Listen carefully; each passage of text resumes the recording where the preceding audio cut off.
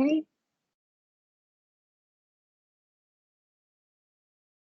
Okay, so hopefully you should be able to see my screen. Okay, so thank you very much for coming at this ExplORe session on ORCID or ORCID, whatever you want to call it. And today what I'm going to talk about, I'm going to give you a tiny bit of background why researcher identification is needed. So, and then we're going to go to see what is actually an ORCID, what are the benefits of having one. And then I'm going to go a bit more in the practical level. So we're going to see how we can obtain and manage an ORCID and an ORCID ID, and how we can integrate it with into your research workflow. So this is a very important part. So as a very short background, as you know, the current research landscape, it's really complicated. So there are thousands of articles that are published every year. So for example, here, I just put together some data from Web of Science, and you can see, so the data from the last 20 years.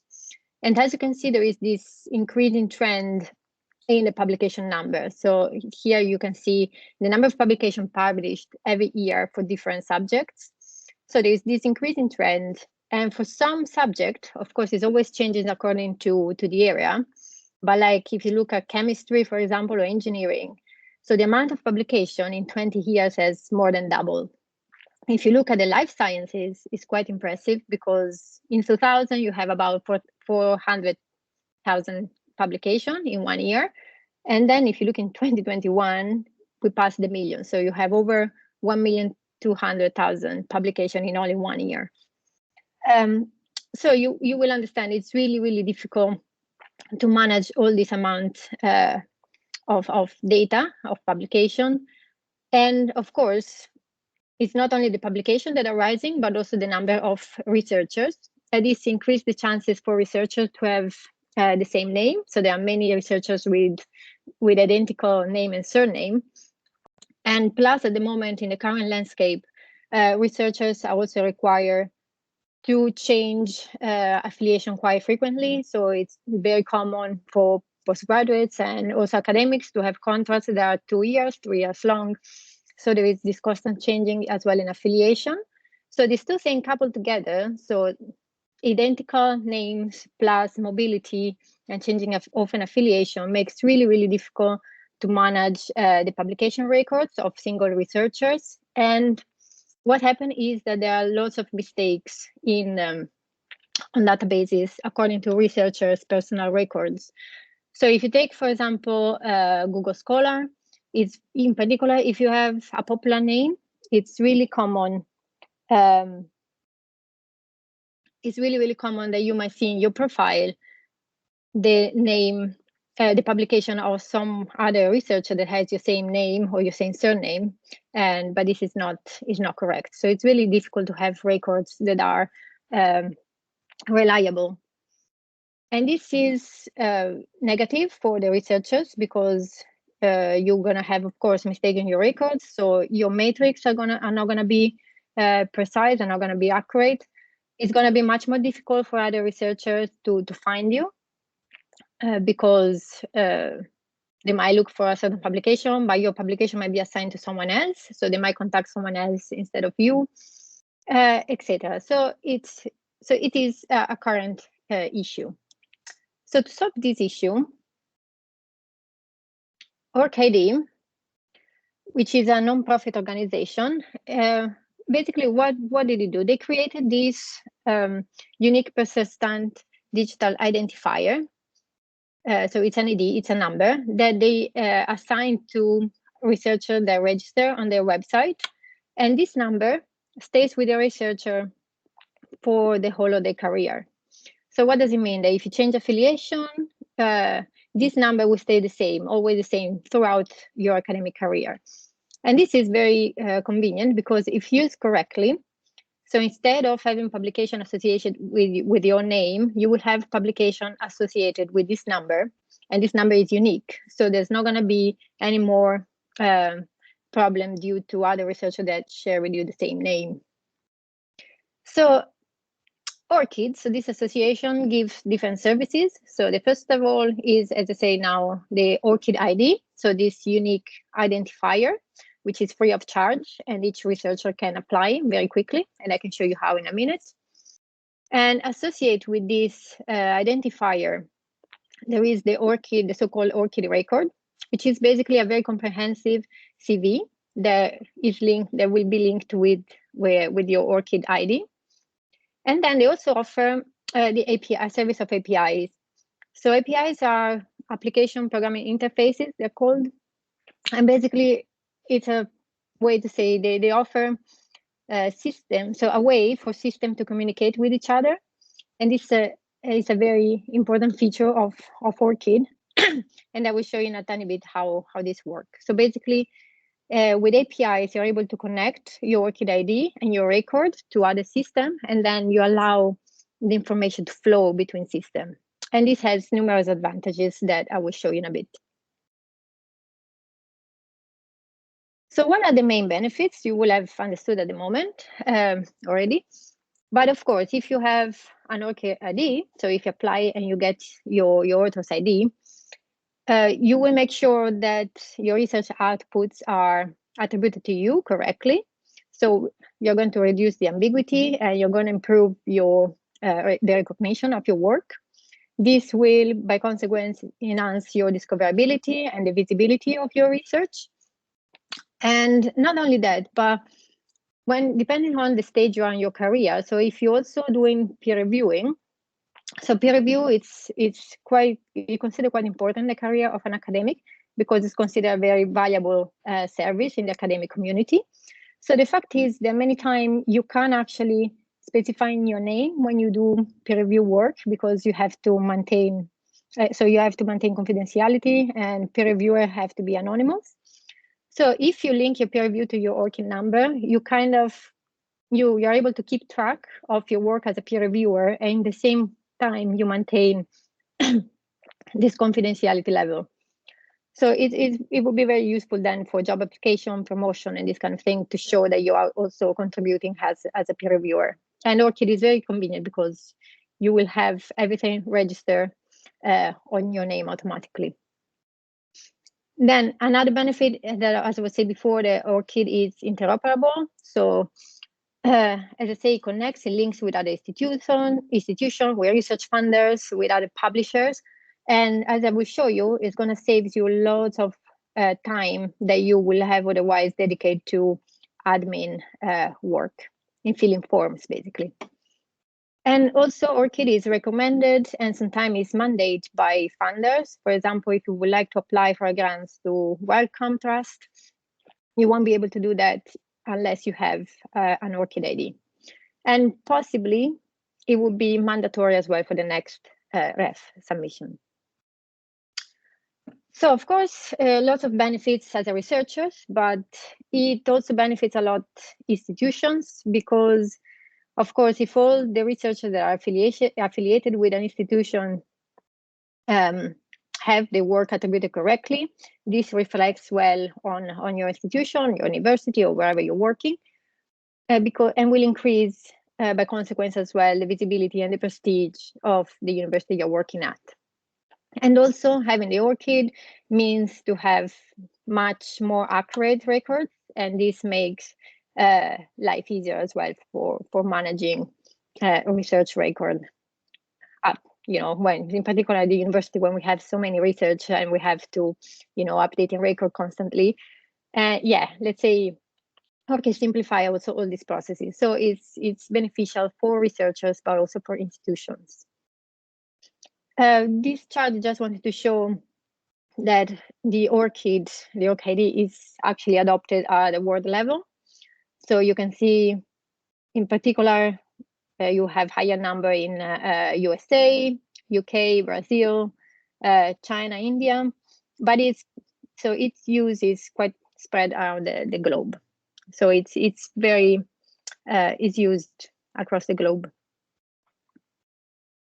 Okay, so now for the more practical part, I'm going to show you how you can obtain and how you can manage your record at best. So it's super easy.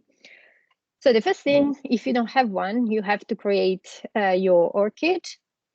So you have to apply for an ORCID ID. So it's very quick. you just have to go to the www.orcid.org. So this is the official website. And on the top of the web page, you will have a sign here, which says register for your ORCID ID. You click on this link, and then what you need is only your name and your email. So one suggestion would be to use your personal email more than the work email as official email, because in case you change affiliation, you will not have to change the primary email every time. And then you can actually add your work email as an additional email. So this will create you less confusion in case you move on and you change affiliation in future. Okay, so once you've done that, so once you enter your name and your email, you will get a number straight away. So, and this is going to be your ORCID ID. So once you have the number, the next step is going to start to fill out your record, so your ORCID record. And you can start by filling out your personal information. And the nice feature is that you can add all the different way you have written your name in publication. So it can be, for example, here there is David T. Palmer or the T. Palmer or David T. Palmer. So you can think how usually you use your name in your publication, and you can add them all. You can also add name in different alphabets, which is very convenient. So the more you add, the more accurate will be your record.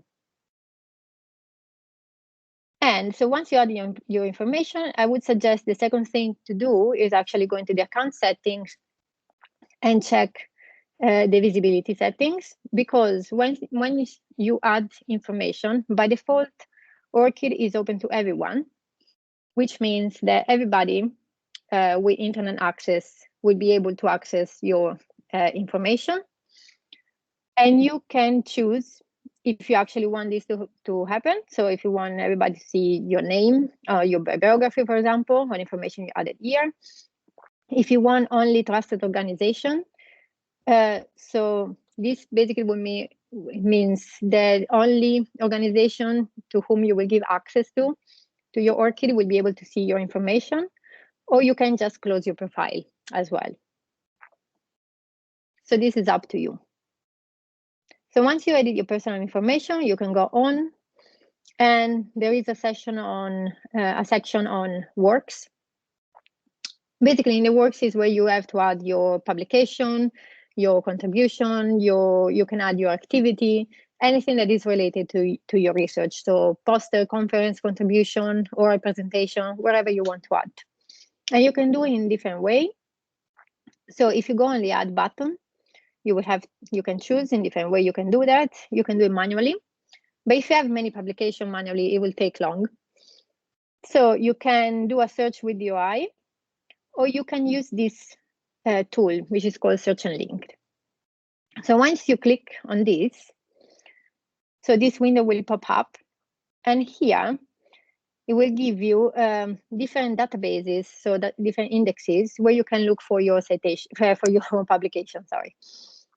So you can scroll down, there are others. So for example, if you scroll down, you will see there is also Scopus, Web of Science, and usually a good one is Scopus. So if you click, but you can use, for example, Crossref as well, it's good to find your publication. So and then once you click on the index that you decide to look at, so once you click here, it will search for automatically for all the publication that defines attributed to your name. You then have to look, so you go through the guidance and you have to look to this publication, check they are correct. And if they are correct, you just press a button and say OK, and everything will appear automatically on your profile. Okay, so these are all the other section that you can add. So you can add employment, you can add your education, your activities, if you have fundings, for example. So it's going to become a very comprehensive CV. And the good thing is then once you complete it all, you can actually download the information as a form of CV, which is very convenient. So you don't have every time to create a new CV if you apply for different jobs. And Also, if you change affiliation, as I say, you can provide to this to the new affiliation your ORCID number, and they would be able to take information directly from here regarding your publication, your previous employment, and etc. Okay, so one thing always to notice, as I say, because I think the thing of privacy is quite important. So in each section, you can choose what you would like to be public or what you would like not to be seen. Because as I said before, if you leave everything public, everybody could see it. So you can choose, for example, which publication you want to show. You can choose, if you don't want to show where you study, you can have it like only me, or if you don't want to show where you're working at the moment, you can as well close this particular information. So each block allows you to choose a visibility setting. Okay, so you have to work a bit on that, and then when you have basically complete your ORCID record and your file, okay, is complete. The next step would be to integrate your ORCID ID into your research workflow. So this is a very important steps. So it's a step that if it's done correctly, it's going to save you lots of time in the future. And basically, what does this mean? It means that you can link your ORCID ID with other systems, and this system can be databases. It can be the university information system like Pure, or you can use it, for example, to log in publisher platform or to submit application for grants. So you can integrate your ORCID ID with all these different systems. And what happened? And once you do that, you create a link between the two systems, and then the information between the system can flow. And in this way, you reduce by quite a lot the time that you usually have to spend to manually enter the data in all the platform and all the system you apply for. Okay, and not only that, every time, so once the systems are linked, if it's done correctly, they update each other. So everything, all your profile will be constantly up to date automatically, which as well is going to save you a lot of time. Okay, and in particular, well, now we show you as well, but many researchers find it quite useful the fact that you can use your ORCID ID to log in publisher system when you want to submit a manuscript, because when you do that, the ORCID ID has this function which is called the auto-populate function. So basically, the publisher is able to get the essential information directly from your ORCID profile, and you will have the form automatically filled with your names on them, where you're working, etc. And this as well, many researchers say, yeah, this save actually a lot of time that otherwise I will have to spend in just filling always the same information. And plus, if you use your ORCID credential to log into the system, you don't have to remember all the time multiple passwords and multiple login credential names. Okay, so yeah, I'd say it reduces a lot. This function reduces your admin burden quite a lot. So I'm going to show you how you can integrate the ORCID to the most used systems. And I think if you manage to do this, then you will be quite set and ready to go. So we show you first how you can do it with Web of Science and Scopus. So as you may know, Web of Science and Scopus are two of the most popular research databases. So they are literature indexes. And so if you need further help, we have guides as well on our website on how to do everything that I'm showing you right now. So, but the first thing you have to do, of course, you have to check if you have a profile on Web of Science and Scopus. So these two databases work in this way. So when you publish something, there are some journals that are indexed in these databases, which means that they send all the metadata about the publication on Web of Science and Scopus. So if you publish in one of these journals that is indexed in these databases, then you're going to have a profile which is created automatically by the databases. Okay, So you might or you might not have a profile. Depends if you have publication here or not. So the first thing you have to do is to actually look if you have a profile. So here on the left, I have Web of Science, on the right is Scopus. So in both cases, you have to do an author search. So in Web of Science, it's under researchers. In Scopus, it's under author. So you go to this website and then you do the search. You type in your name and then you check if actually you appear or not. So you will have a list of authors, so of researchers with the name that you typed in, and so you have to check the publication, make sure that it's you, and if it's you, you just click on the name, and once you click on the name of the researcher, your profile will open. And then in Scopus is very straightforward because as soon as you open your profile, your connect to ORCID button is right here on the front page. In Web of Science, it's a bit more hidden. So once you go into your researcher profile, you need to find the profile settings, which are at the top of the page. And then in the profile settings, you have to scroll the tabs. So the ORCID thinking is the last tab in the profile settings. So once you find it, you just need to press on the link. And in both cases, this is the window that will open.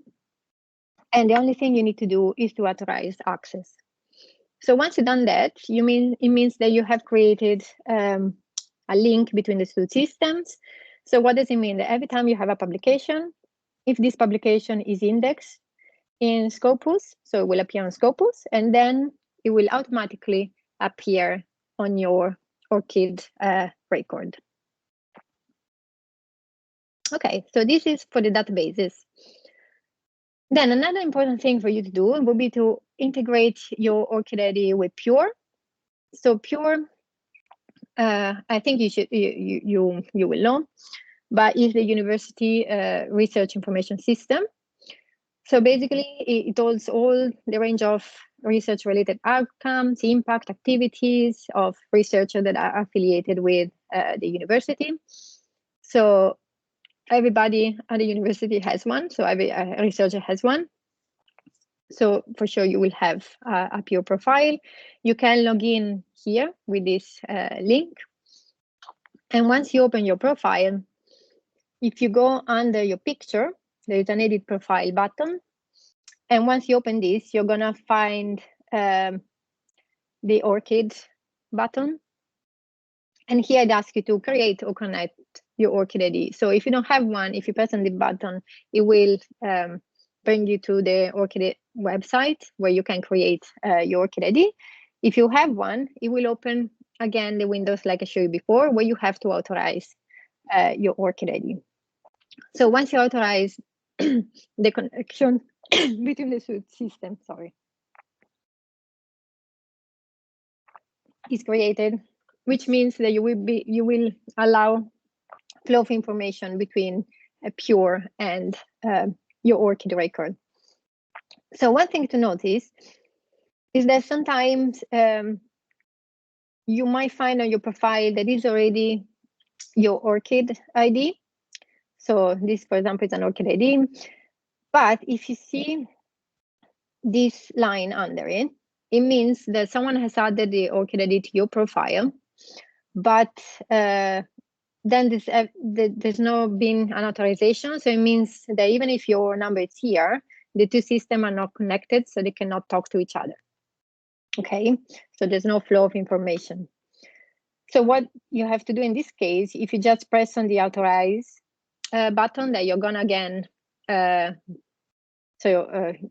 the windows for the ORCID authorization will open and you will be able to authorize the connection. So it should look something like that, okay? With this double arrow that is not crossed and with an export button next. And this is quite convenient because, for example, let's say you're working on Pure, you're adding information to Pure. So then you don't have to add again manually all the information on ORCID ID. You can just go here, you press the export button, and all this information will go automatically to your ORCID record. Okay, so at the moment, we have about 889 academics with an integrated ORCID with Pure, which is not 100%, so we would like to see this number raised. And just to give you an idea, yearly, so per year, thanks to this integration between the two systems, about 6,400 papers per year are actually passed across the system. So these are the updates that come automatically. So this is all time that you saved in not having to update multiple systems. Okay, so it's quite convenient. Another thing that would be important, always according to the stage of your career you're in, but if, for example, if you are dealing with grants, if you have grants, so this would be very useful for you. So you can integrate your ORCID ID as well with your research fiche. So research fiche is a system that is used by most funders and other research institutions and researchers, and it's a system that collects all the information on the funded research activities. So what happens is funders usually request annually reports of the outputs that comes from the money that they're given. And so, yeah, so, you know, many times researchers arrive always at the end of the year and have to fill all this form, and then you forget what you will be doing. Maybe you forget the paper, or maybe you forget an activity. So it requires a lot of time to fill in research fiche properly. But if you connect it with your ORCID record, so there also research fiche can be updated automatically, and it will always be up to date. So you will arrive at a reporting time and you don't have to stress. So you can find further guidance here in case it's needed.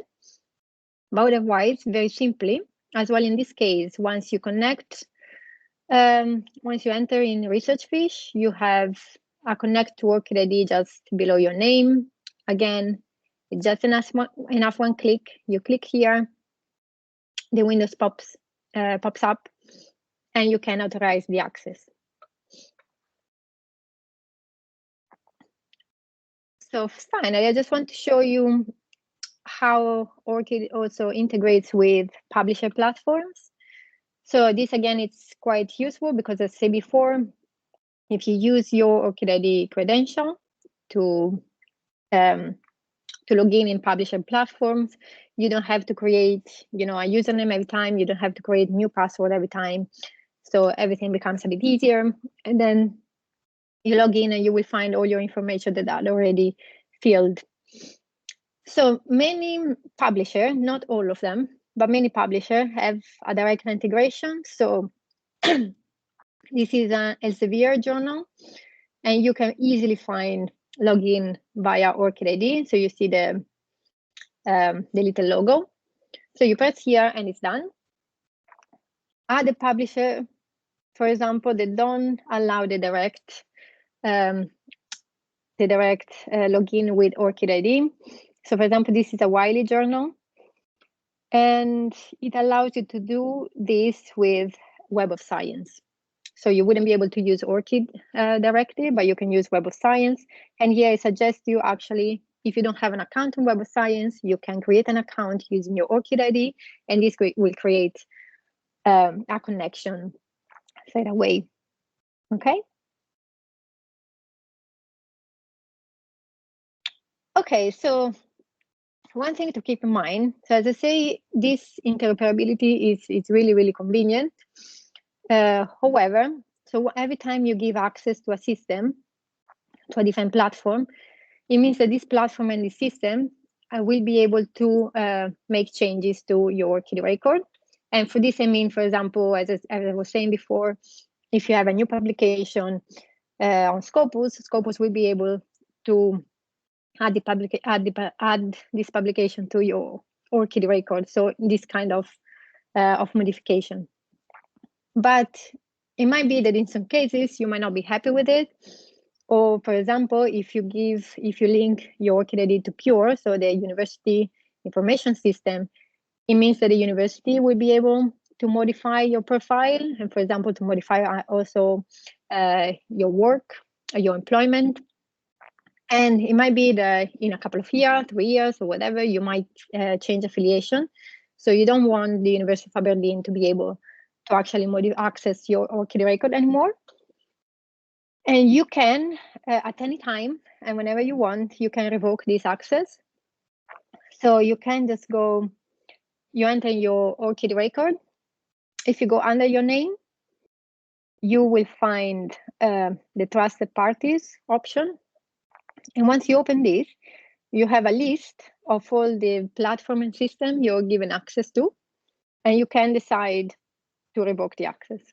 So once you press here, you break this connection, and there's not going to be more flow of information, and this other system is not going to be able to access your ORCID ID record anymore. Okay, so you have total control. Okay, so this basically is the essential thing you need to know about the ORCID, and I think are enough to get you going and to have it optimized in a way that it works the best for you, and it helps you as well to save time in doing other admin tasks. So the take-home message is like that you should adopt and use consistently and also integrate your ORCID ID with different platforms. And of course, it's a benefit for the researcher because it allows for accurate attribution for your work. And then it allows you to submit your data only to one system, and then this information will propagate to all the other systems automatically. It is very useful for the scholarly communication community, so I mean for publishers, because when you use your ORCID ID credential to log in publisher platform, so it results that the information is much more accurate. There are much less mistakes, and usually they're more complete because when you have to fill records, maybe whatever is optional, many people do not fill it just to save time. Instead, if you use your ORCID credential, you will have this form have more information. So this helps as well the scholarly communication community to have more accurate records about researchers and research in general. And then it's very positive as well for the institution because also the institution will will gain higher visibility for all the outputs that have in the information system. So in our case, ExplORe, and the data there we're going to be more accurate, and it's going to be much easier as well for us to manage all this amount of records. Okay.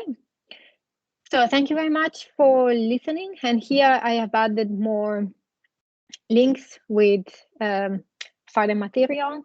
So the ORCID ID, it's ORCID basically, it's, so they're very proactive. It's a very proactive organization. There is loads of material and loads of help on the website.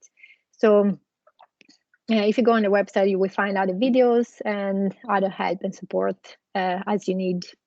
Okay. And if you need more help, you can always email us as well at Open Research.